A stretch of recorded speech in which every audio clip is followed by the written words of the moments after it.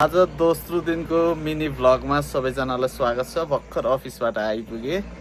अहिलेको यहाँको दृश्य चाहिँ यस्तो देखिन्छ। पछाडि म बसेको रुममा यहाँ चाहिँ अब आजको खाजा के छ त स्पेशल, फेरि अब भित्र जानुपर्ने हुन्छ। आजको स्पेशल खाजा चाहिँ यस्तो रहेछ।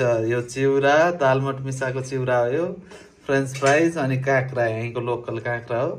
घरदेखि पठाइदिनु भयो यो चिउरा र यो दालमोठ चाहिँ। अब एकछिनमा फ्रेस भएर यो खाजा खानुपर्ने हुन्छ। खाजा चाहिँ रेडी भइसकेपछि अब खाना लगाइरहेको छु। भर्खर फ्रेस भएर आएँ।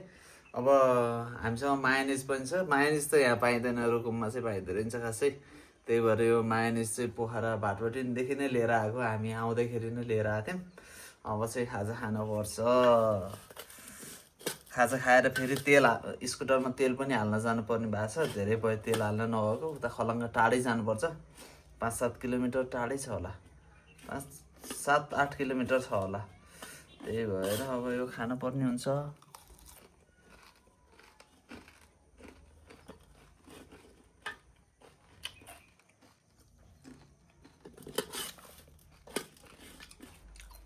लास्ट टाइम मिठो छ यो मायोनिज। एकदम महँगो हालेर लिएर आएको। भाटबटिनको सबैभन्दा महँगो मायोनिज ल्यायो।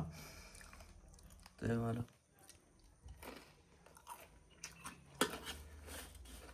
ल खाँदै गर्छु। अनि यो खाएर सकेपछि फेरि भ्लग चाहिँ कन्टिन्यू नै हुन्छ।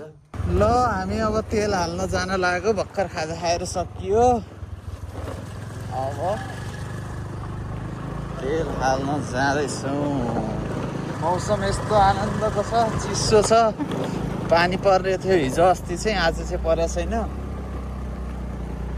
मकैहरू फल्दैछन् बल्ल। यहाँ साउनको बेलामा यहाँ मकै फल्दैछ। खलङ्गा यस्तो देखिन्छ यहाँबाट। यहाँ चाहिँ पिच बाटै छ, तल चाहिँ कच्ची बाटो हो हामी बस्नेतिर चाहिँ। अब पेट्रोल पम्प आउनै लागिसकेको छ। पेट्रोल पम्पको सिग्नल बोर्ड त देखिसकेँ मैले।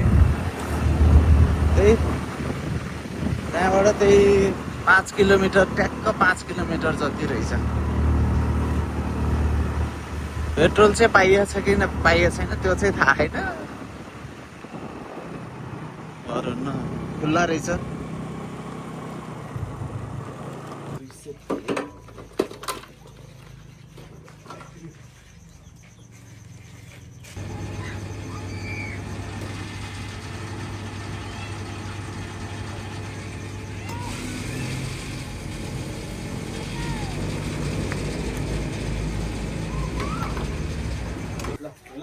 213 रुपियाँ पर लिटर छ यहाँ चाहिँ। फुल हालेको 800 रुपियाँमा फुल भयो। अब चाहिँ पेट्रोल हालेर फर्कियो। यस्तो ठुलो पहिरो गएको रहेछ यहाँ चाहिँ। यो पन्छाउनै बाँकी रहेछ। यस्तो ठुलो पहिरो गएर यो बर्खाको मौसममा चाहिँ यस्तो पहिरो जान्छ। त्यही भएर खतरनाक छ बाटो, खतरनाक। यस्तो अटोले यति धेरै सामान हालेर, काठको सामान हालेर बोक्दै हाल्यो। काम चाहिँ भइरहेको रहेछ। यसलाई भन्छ झर्ना, सानोतिनो झर्ना छ। माथिबाट पानी बगेर आएको। यो पुलोको पानी चाहिँ तल बस्दो रहेछ। यो पानी फेरि उहाँ तल गएर जम्मा भएको बाटोमा पुरै पानी छ। हिलै हिलो कहिल्यै त्यो सफा नगर्दो रहेछ। त्यो चाहिँ पानी कटाउनु पर्ने हो यहाँबाट, पर्दैन। अरू यहाँ पानी जम्मा भइरहेछ। आज चाहिँ अलिक कम रहेछ।